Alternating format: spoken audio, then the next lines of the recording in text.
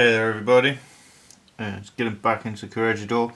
Noticed last time that when I was painting, all the painting was actually a little bit out of focus, so apologies for that, and I'm going to try and get this a bit better. So this should be more in focus, you should be able to see better what I'm actually doing. I'm just going to start off working towards highlights, and I'm actually going to use neat white paint, and I'm going to cut in highlights. Because the Vallejo paint is very transparent, or very translucent really, I'm going to use that to my advantage, and I'm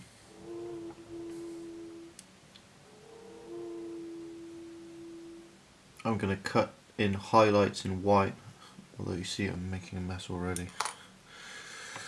I need a slightly damp paint, I think. It's a bit too dense. What I'm trying to do. No, it's too thin. Woohoo!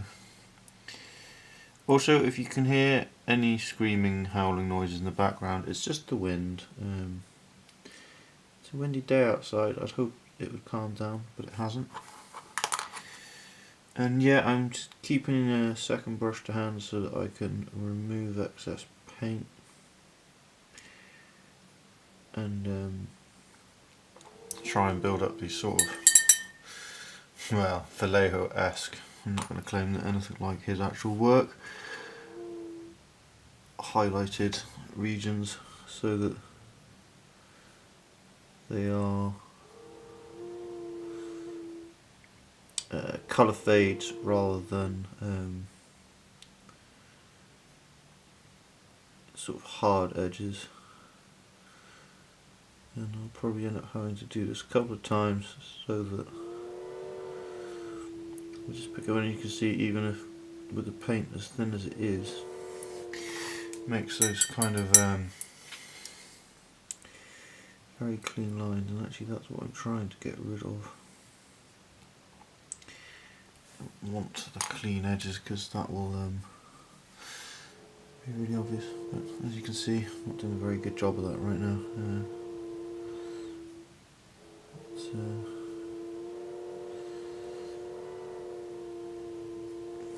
Not the easiest technique in the world, and as you no doubt know if you're to use acrylic paint a lot yourself, it actually dries very quickly. It's the other thing I'm contending with, is I'm not really sure exactly how moist to have the paint. I am working with a wet palette. Tape before, it's just homemade. It's just a bit of white sponge with a bit of baking parchment chucked on top.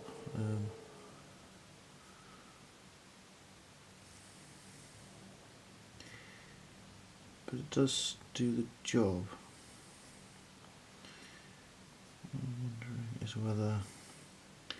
What I'm wondering is whether it's worth. See, I'm sort of cutting this in, taking out some of the paint where I can,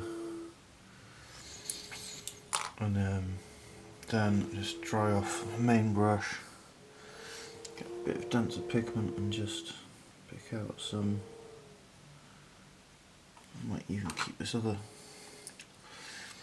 It's going to be different. I probably don't make sense. I have my other paintbrush in my mouth because I find it convenient, easier to grab a paintbrush that's right to hand. And yeah, I know, I'm probably doing everything all wrong. But yeah, we live and we learn, don't we? Well, I certainly live and learn. God, I think every day I am discovering something amazing, and also just something ridiculous.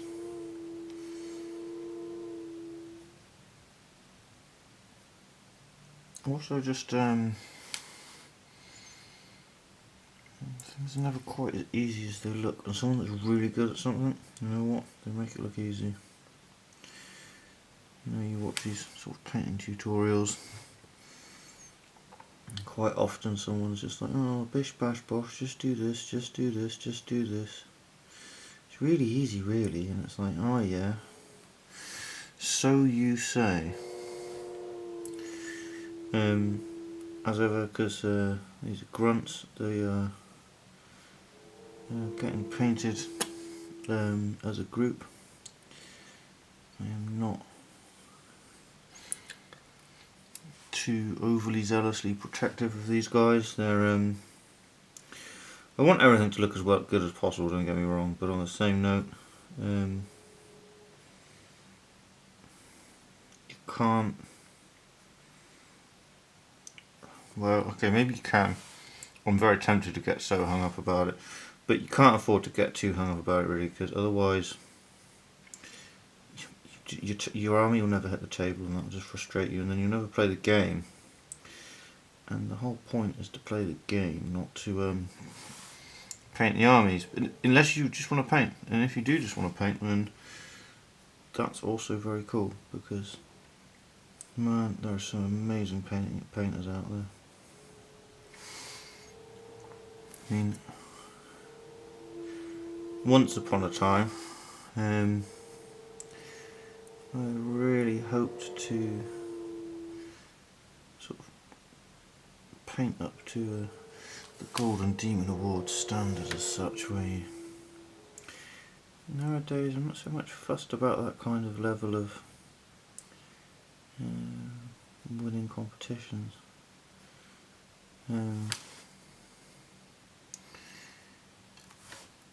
Because I mean, sometimes it doesn't look amazing. I can remember, I don't know, 5 or 6 years ago or something, maybe 7 or 8, when I first came across these sort of people who had moved into painting metallics in grayscale. It's like, that's one of the most amazing things, where it's all the just, you know, the hand painted shading to make something look metallic using non-metallic paints. I do love that stuff. Sort of clever fades and wet in wet mixing paint on the miniature. I'm just trying to cut in all of my highlights and shading and all this kind of malarkey, so that what I can do later is I can cut in a sort of a cadmium yellow tone over the top, and use that as well, partly as a blender, because the yellow will obviously conceal, but also even out the tonality on the yellows a bit, so I might have to re-highlight again afterwards, but yeah, I mean, that's looking okay, I think. Pardon me. Sorry, I just had some lunch a minute ago. And it's saying hello. So just kind of, I don't just want to pick them out, you see. I don't just want to lighten them up. I want to lighten them up and give them a highlight, because I mean, I don't know whether, I should probably look into this. I don't know whether Angel, I assume it's Giraldes, or Giraldes, I'm not sure how you pronounce it. I like to hope that he uses a magnifying glass, and I'm not, and that's my excuse, I'm sticking to it, but knowing my luck, he probably doesn't, and he's just insanely good. So frustrating. But you know, life's never been fair and never will be. And I bet he paints an awful lot and put in hundreds and hundreds and hundreds of, well, thousands in fact, of hours in order to get as good as he is, and so he deserves it and has earned it. Which brings me on to another thing. If you actually want to be really good at anything, doesn't matter what it is, even something you think that you'll never be able to do, one simple rule of being good at things, you know, and that is put in the time. You claim that it takes something like 30,000 hours to master something, and that's actually doing it, not, I did this thing and I've been doing it for 5 years. It's like, how many hours a week? How many actual hours spent doing it have you? Because that's all that really counts. Everything else is just nonsense. So if you do want to be really genuinely good at painting, paint a lot.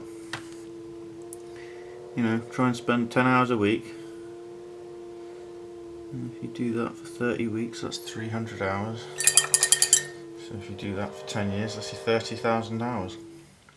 So in 10 years, you could go from, you could, just with, you know, 10 hours a week, it's what, a couple of hours every night, and a decade later, you could be the next Geraldes or Geraldes, I'm not sure, I really want to know now. Again, I should check off on this on the internet. I'm trying to keep this at the correct place so it's in focus for you. Apologies if I'm failing. But yeah, and take that rule and apply it, and think about anything that you're actually good at.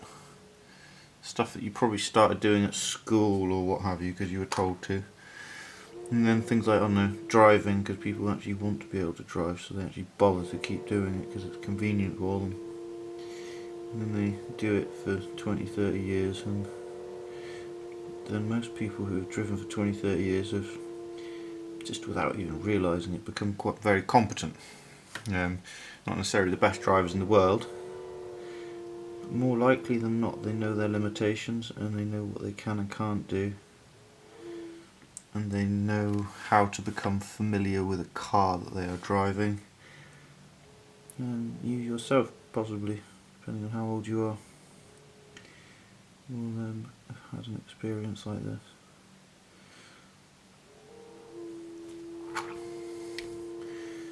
So I'm trying to get it to fade a bit still, but like I say, I'm not really the best painter out there. I'm halfway decent, but this is just. We go back to the other thing. When I first saw the people painting sort of metallic looks on armour using grayscale, I think that year at the Golden Demon there was some dude, he painted this orc. I just remember looking at it and being like, bloody hell, that looks real. Because the flesh tones were so, they were really layered. He'd used like pinky reddy flesh tones almost, and layered up lots of transparency, I think. And I say I think because I don't actually know.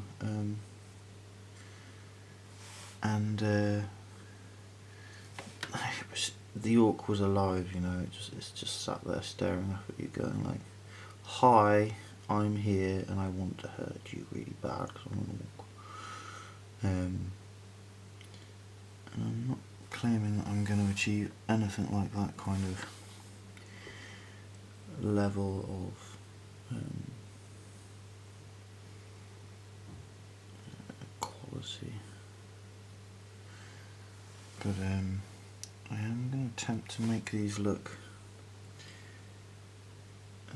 good enough so that if I take close-up images of them, they don't look pap, because I'm trying to do this. I mean, this is cinematic, right? Part of cinematic is it needs to be immersive, as immersive as possible when you're viewing. And so what I'm attempting to do is make something that I can take close-ups of, and it doesn't look cack. It doesn't just become, you know, your sort of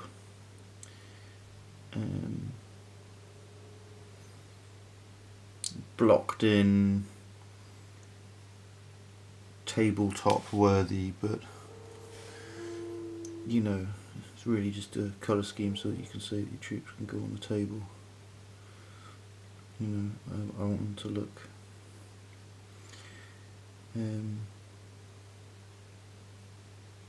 like the kind of troops that you really want on your table. I've always dreamed of having the most beautifully painted armies, and this is kind of an excuse to actually take the time to do all that. Also, part of the reason for Infinity, teeny weeny armies. You don't need 1 million people. You know, it's not one of those games which requires you to have 100 infantry and just a couple of tanks. It's a squad level game with, because you know, I just wouldn't ever, if I could afford to, I might pay somebody else to paint an entire army up to a ridiculous standard, but you'd have to have, I mean, I wouldn't like to say how much, but if you went and actually costed a significant army on something like, I don't know, Siege Studios, because they have some of the most ridiculous painters out there. And then you're going to be shelling out like, what, 20 quid a figure, so it's going to be like £2,000 to £5,000 just on the paintwork. It's like, well, it's a nice idea. I really wouldn't mind paying somebody 6 months' wages, or well, fucking £5,000 isn't even 6 months' wages, let's face it. If it was going to take someone 6 months to paint, I mean, you know, shell out 15 grand, just pay them. If you've got that kind of money and you can afford it, do it. You will have the most outrageously gorgeous army. You will have paid a skilled craftsperson who never, ever, ever look down on in any way skilled craftspeople. They're amazing. They do stuff that you're incapable of doing, because they've spent their 30,000 hours practicing, getting better, and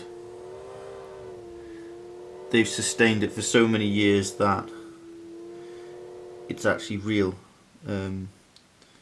Genuine skill is nothing to be scoffed at. I practice a fair few sort of, I'm just going to call them physical arts. I mean, I practice drawing and painting and such forth as well, on flat surfaces as well as miniatures. And anybody can do it, but in order to do it well, as I said before, it's that 30,000 hours. It's just that amount of practice is required to be genuinely good at it. And there are a lot of people who are really, really bad at it, and they deserve nothing but scorn. And the modern art world is full of, just the modern world, it's full of lazy cack shite. Big business, mass production is the bane of skillfulness, and also there's this weird thing of, oh, I work really hard, me, or I ostensibly work really hard, but when it comes down to it, I'm not really prepared to put any effort into anything. And to me that's sort of indicative of, well, you want nice things but you don't want to pay for nice things, so then you, I mean, especially, well, Britain, middle class, you know, the whole like, oh, I want nice things, and then they go and buy something from Primani. It's like, that was made by children in a country that you would condemn for allowing children to work in that way, but then you continue to support the industry which maintains it, rather than paying somebody from Britain a vastly larger sum of money for a better made item. And also because you have to pay someone in this country that much more because it's this country, everything costs that much more. You can't pay someone in this country tuppence. And then people are like, oh, there's no work or anything, blah blah, and there's not. And that's one of the reasons I'm doing this. Sorry if I'm ranting a bit now. Okay, let me see this. I'm trying to keep everything in focus. So I'm just going to run white highlights onto the weapon as well, and the pistol grip and everything, just to again act as highlights. So when I run, again I'll still probably just run a black ink over the top of it, but once I do, I just want I want the depth to be there so that I'm not having to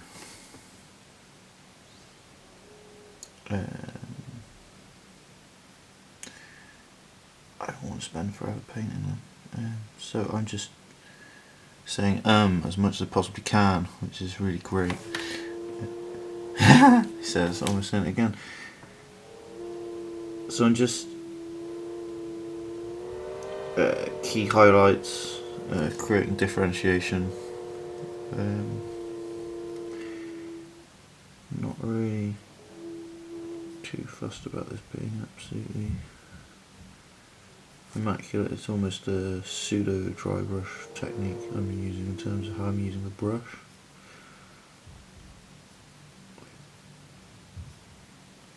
And just enough to pick out some detail without too much. That's all. Might just have to refresh my paint. Pigment is getting a little bit not dense enough, and I'm just blathering on really because, well, never really intended for you to necessarily watch these, more as an accompaniment to your own paint escapades, and hence all the blathering. And now the pigment is too dense.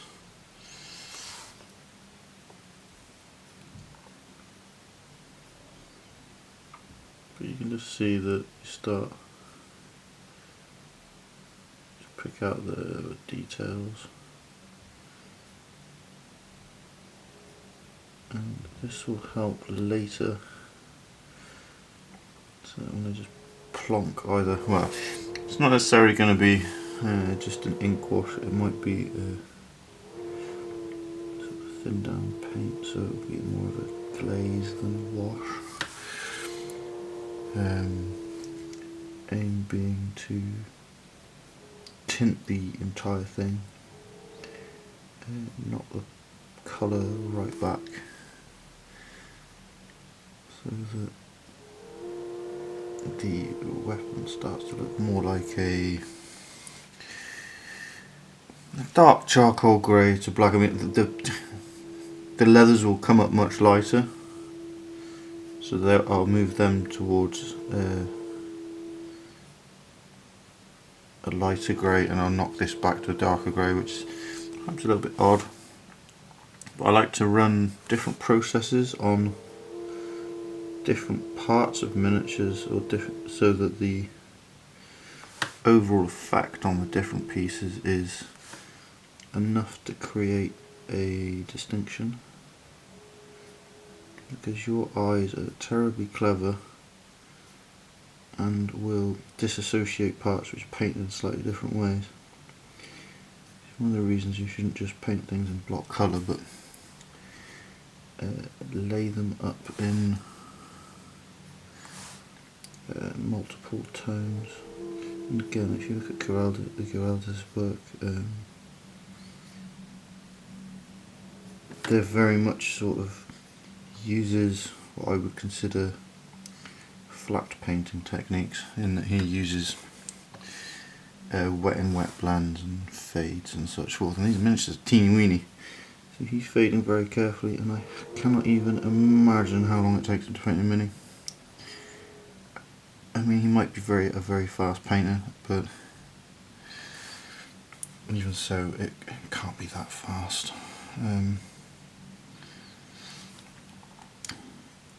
Also, you might not actually want to assemble your miniatures before painting them.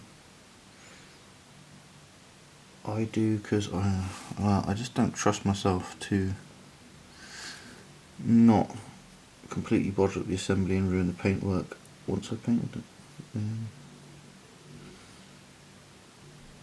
Again, you may think me foolish or not for taking this approach, but yep, each to our own, each to our own. Again, I hope this is in focus. I am trying to keep it in focus for you, so you can clearly see exactly how badly. You can see my brush is splitting. All my brushes seem to be splitting at the moment. It's rather annoying.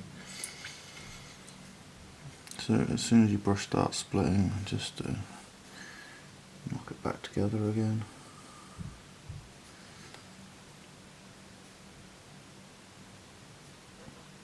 Yeah, a little bit less fading, a little bit more picking out key details, trying to create differentiation. So what I want to do is, once I put an ink over the top, I want this to actually just give that extra bit of definition.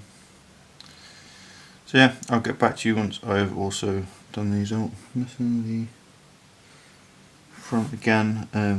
Certain little things, I might just do sort of little red dots on the front there, so it almost looks like they're using laser dot sighting technology or some kind of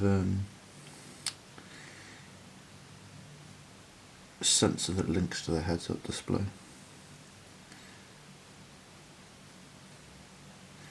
Yeah, okay, I'll be back in a mo. Okay, apologies if things haven't been in focus. I think this is fairly in focus. So, I'm just going to start adding lighter grey to the leathers. This is going to be a pretty slow process. Just need to start picking out each panel individually. And it's only ever so slightly lighter. In fact, I might have to lighten it up even more.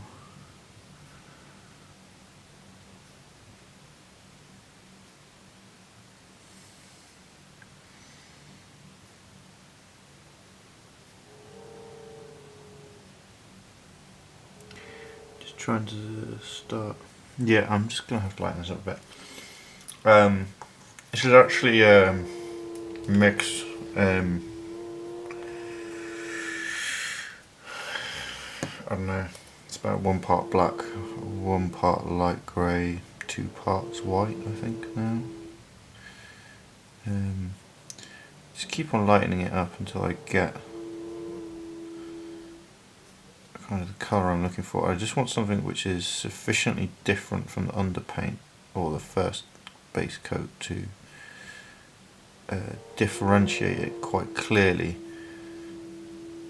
But I don't have quite the right tone of grey. I mean, you can buy ranges. In fact, Vallejo does a very good grayscale range. You could go for something like that, but right now I can't just shell out and shell out and shell out and shell out. Maybe in the future I will be lucky enough to be able to afford such a thing. I do hope so. But yeah, that's a better tone. You can just see that it's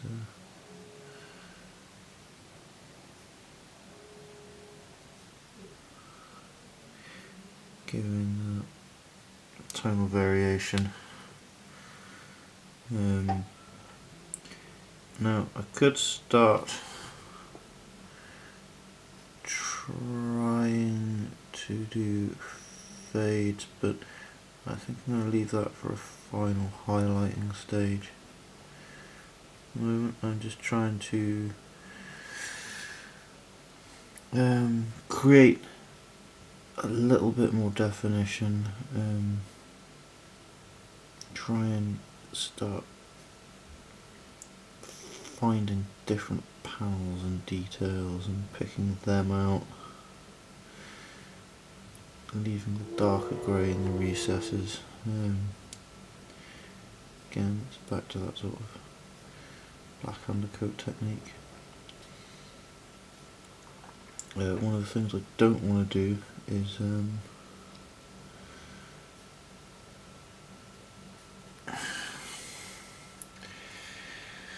I don't want to lose the dark grey that I've already laid up, and I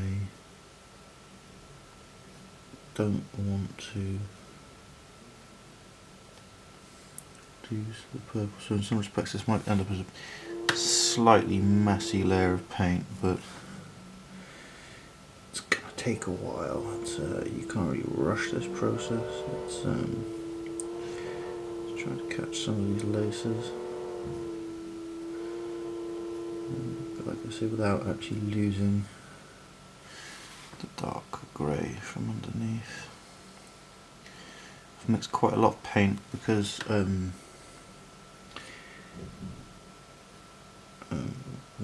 mixing, you don't want to run out partway through the process. So you really do, and you have to mix maybe more than you think you'll need. And hopefully that will stand you in good stead.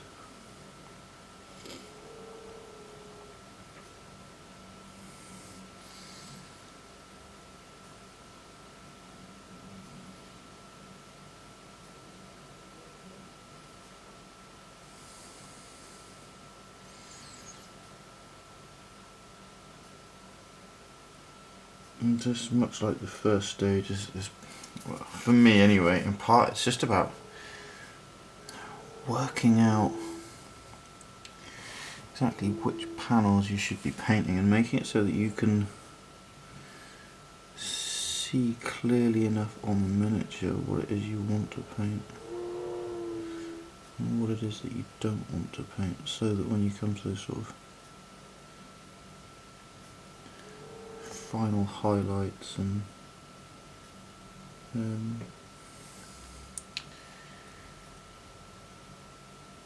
sort of wet and wet glazes, because I mean I might even use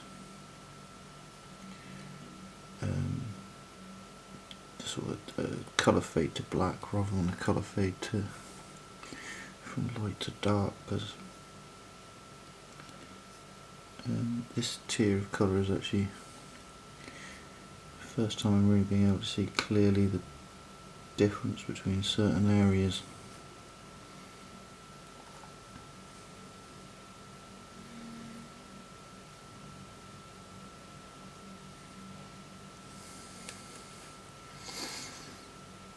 And I tend to go very much for layered effect, where you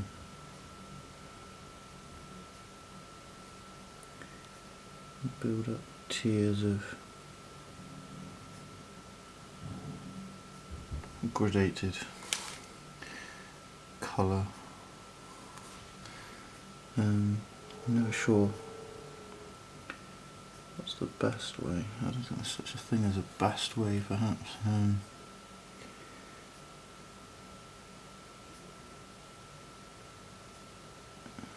There is such a thing as whatever suits you best. I'm just using angle poise here because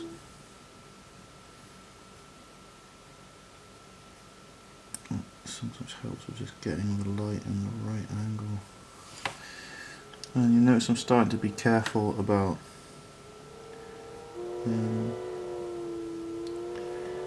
leaving these lines running down, trying to cut up to the edges to leave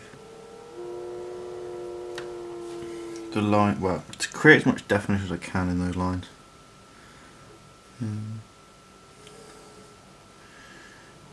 Sometimes it's just awkward to get a paintbrush in without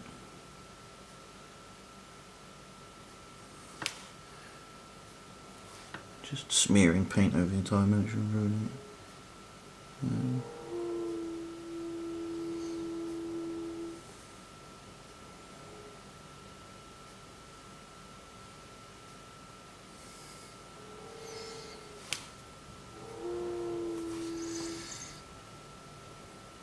Again, just using it there.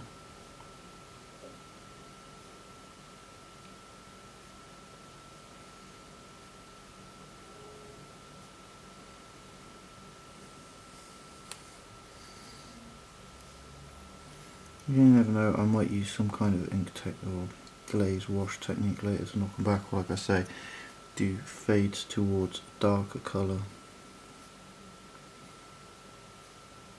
rather than fades from a lighter colour.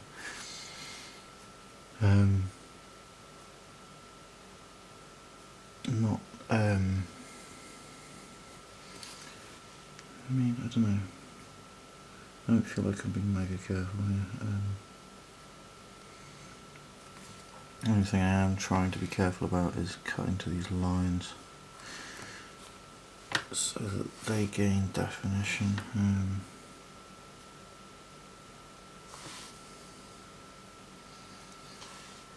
Trying to only sort of load my brush with enough paint to do brush stroke I want.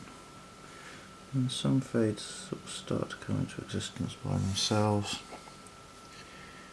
Trying to maintain these clean lines, and especially neat corners. Do rotate everything, so I think part of this is just getting the right angles in order to be able to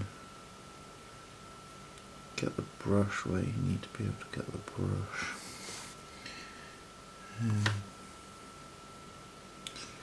I am actually more and more curious about the viability of wash techniques with these kind of miniatures.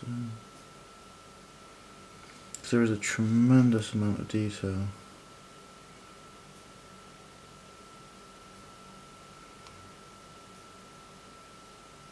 And oh, see, that's what I was trying to avoid.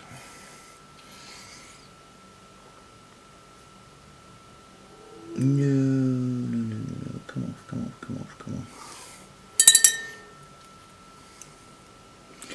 Yeah, so I am just keeping another brush on standby so that when I do what I just did, well, it hasn't entirely come off. This is what I mean. This is what makes this bit hard. So keeping all of these bits clean and not again, take your time. Just do not rush at all. The more you rush, the more mistakes you'll make. Doesn't necessarily mean don't paint quick. Some people, they just paint fast. So if you know someone that does paint fast and you're painting with them, do not copy their speed. All that will happen is you'll start making lots of errors and you'll get angry with yourself. And then you'll make even more errors, and then you'll get even more angry. And so on, and therefore, and such, and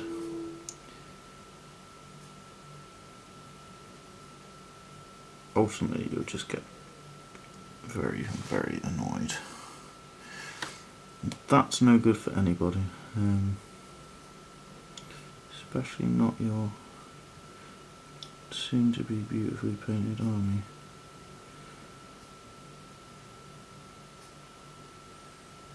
The only problem with direct light is it causes a lot of reflections, and well, that has a whole host of problems in itself. It can make it very difficult to see. Ambient light is better if you can get a very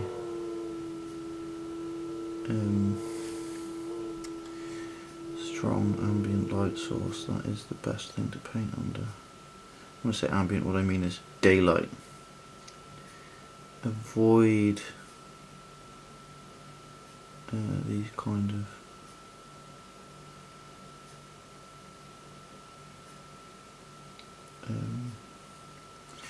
avoid painting under synthetic light as much as possible. I am painting by day, and I'm using this as an aid to seeing, not as my only source of light.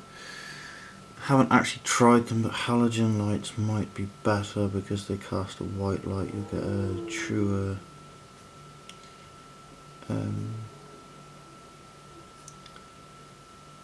you get a truer notion of what the actual colour is that you're putting on, and how the colour is turning out.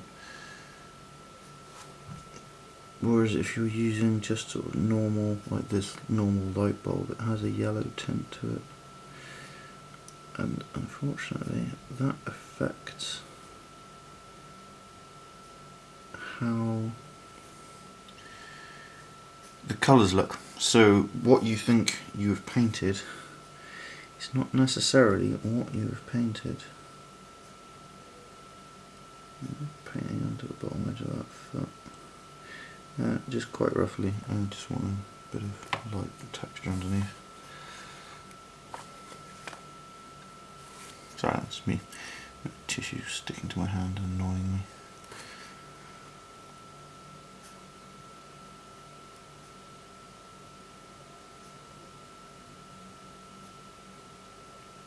So yeah, just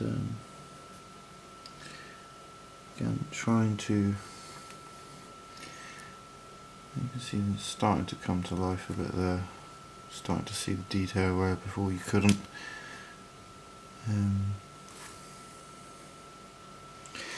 Again, you can keep things looking dark by what they have to contrast against. So although this looks like it's much lighter than it was,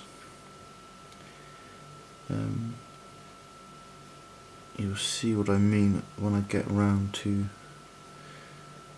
lightening up, doing the first sort of tier of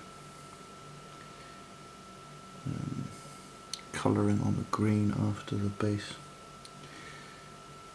layer, because that green will then make this lighter grey look that much darker.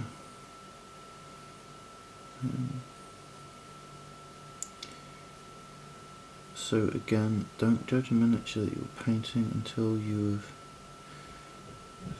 finished various stages. It's all too easy to be like, oh, it looks rubbish, and just sort of give up where it is.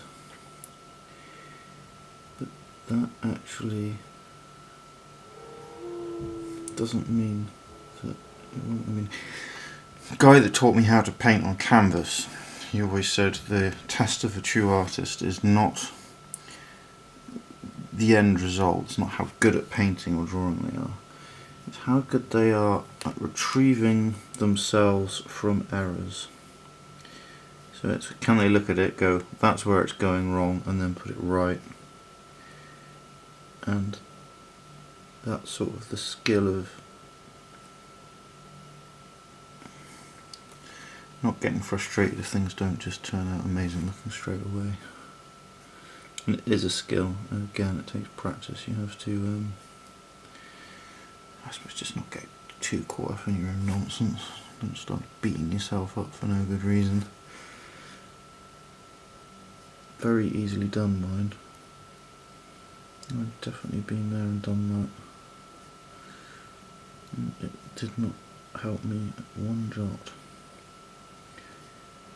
And also, God, if I beat myself up too much, I'd never do this, would I? So I wouldn't share it with you, because I'd be too busy beating myself up about it not being perfect. So do bear that in mind.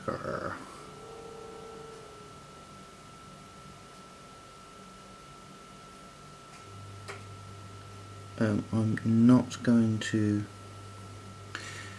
use this grey on the pistol holsters. I will lighten them up with a slightly different colour just to create. I don't know. Oh, should I? Shouldn't I? Shouldn't I? No, I am going to do that actually. Keep it simple. These are only grunts. Grunts don't matter particularly much, you know.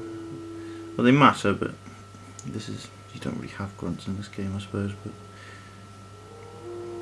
on the same note, you do. And these are them. And because I'm painting multiple minis at once, I get caught up on these being immaculate. Don't know if any of you have ever painted large armies, but they are, they're a nightmare. Like when you just sit down and just do base coating on like 10 figures. So you just put all the green, all the red, all the blue, and you do it 10 times over on.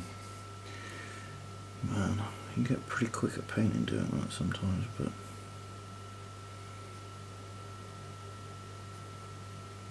it is not particularly sort of interesting. And I actually quite like painting, I like the process. I'm very much trying to take the Zen approach of sort of consider every brush stroke. You can see I'm not really achieving it, I'm too busy blathering onto you guys. But that's what I'm here for. To blather. To blather and let blather.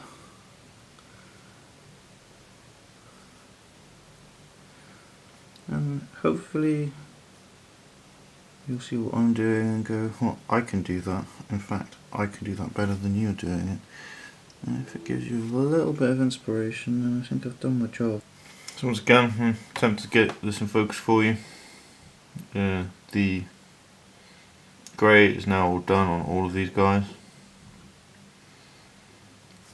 So I'm just going to move on to the green, and I've mixed the heavy opaque grey with a bit of lime green.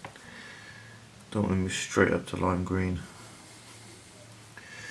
And I'm just going to start carefully. This again, I'm going to try and start doing some bit of light blending.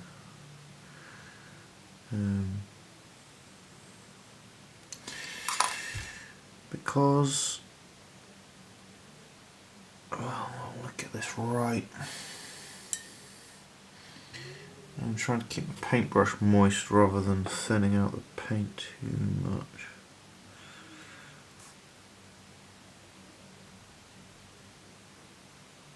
As you can see, I'm doing a rather botched job of this right now.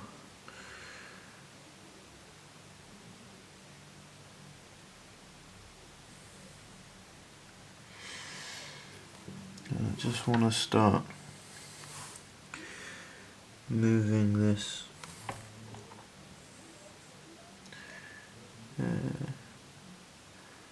dark green black base coat towards the lime green. I also figured it's kind of appropriate, didn't really think about it until a little bit ago, but it's the Brazilian flag, and considering that Corregidor is meant to be a sort of mixture of South American and African type peoples, it might make quite a lot of sense for my Wildcats to be of sort of Brazilian descent. So that's a bit of luck, really. Just trying to keep this slightly tinting as much as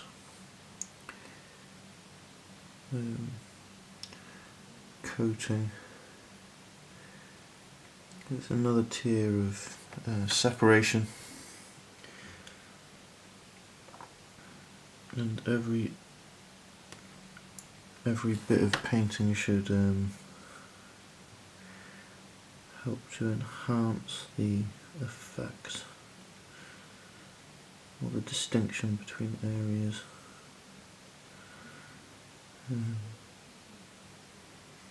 If in doubt, block it in a little bit.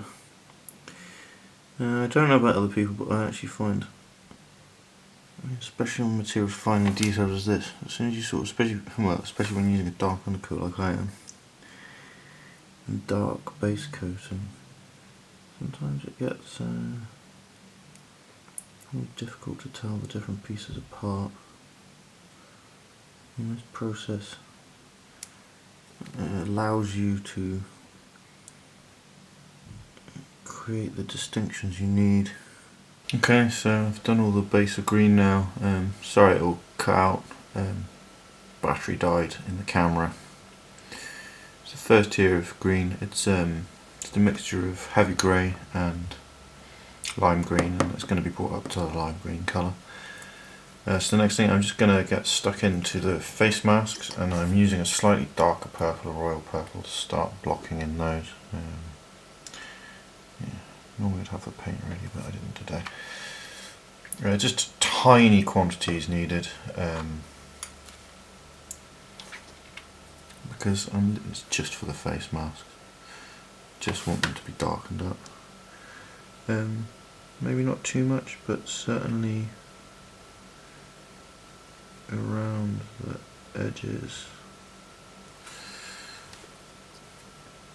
which are adjacent to the luminous paint. Just want to really bring that into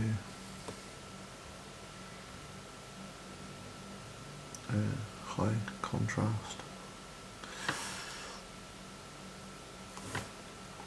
Even just a dark line.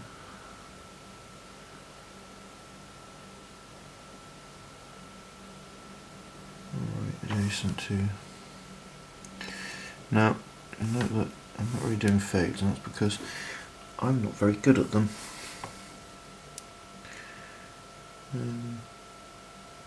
It's very translucent. It's because it's just the first tier of paint to come out of the container. So the pigment's very, very thin. Also, it's a fresh palette. You can probably hear I've got noise in the background. Hopefully it's not going to get too loud. I'm just drilling downstairs. But I really wanted to crack on with this, and I've been waiting a lot of day now. And I just need to get this done, and then I will be able to post this stage of the process for you guys. And again, I'm just knocking back the whole of the face guard. I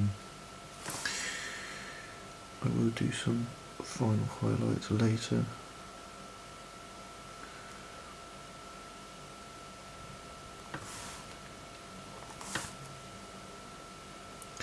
I might even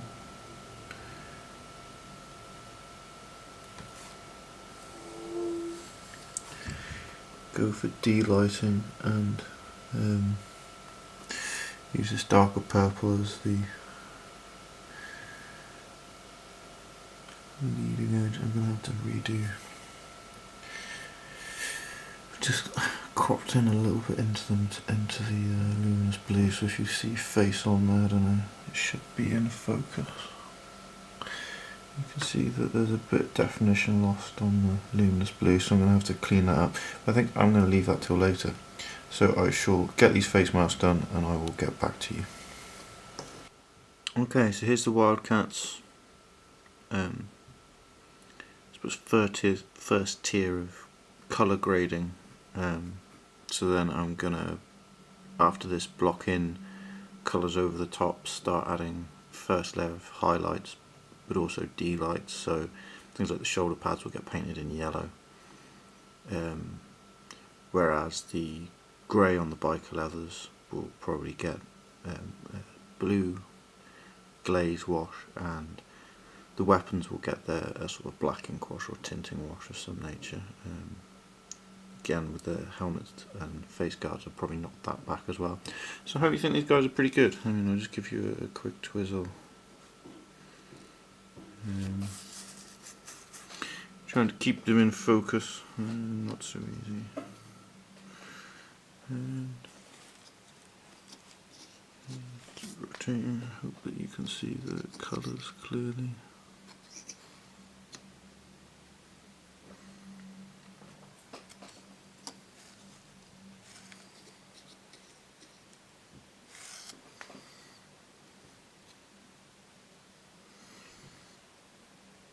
I hope you're finding this useful. Okay, take care everybody.